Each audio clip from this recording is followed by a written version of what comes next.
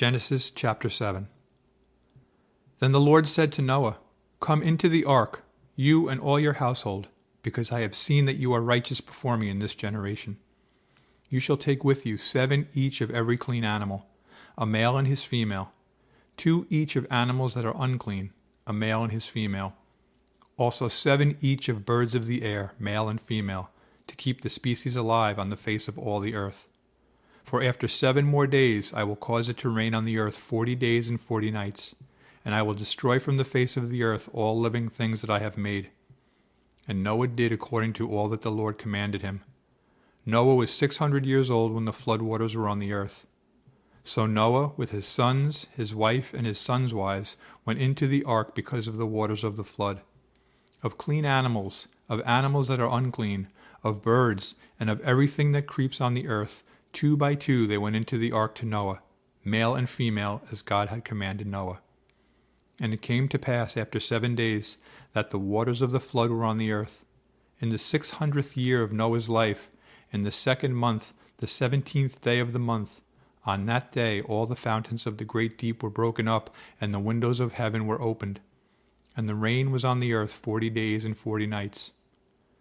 On the very same day Noah and Noah's sons, Shem, Ham, and Japheth, and Noah's wife, and the 3 wives of his sons with them, entered the ark.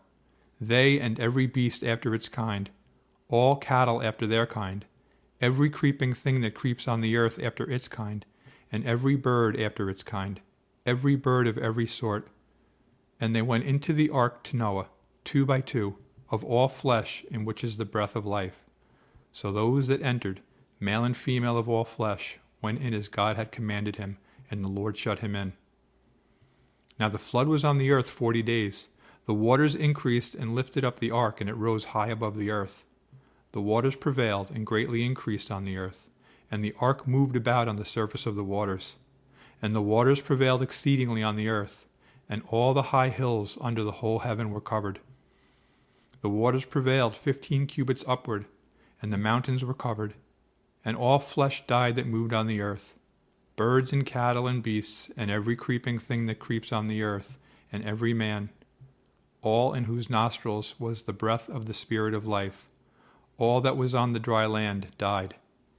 So he destroyed all living things which were on the face of the ground, both man and cattle, creeping thing and bird of the air.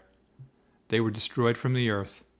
Only Noah and those who were with him in the ark remained alive, and the waters prevailed on the earth 150 days.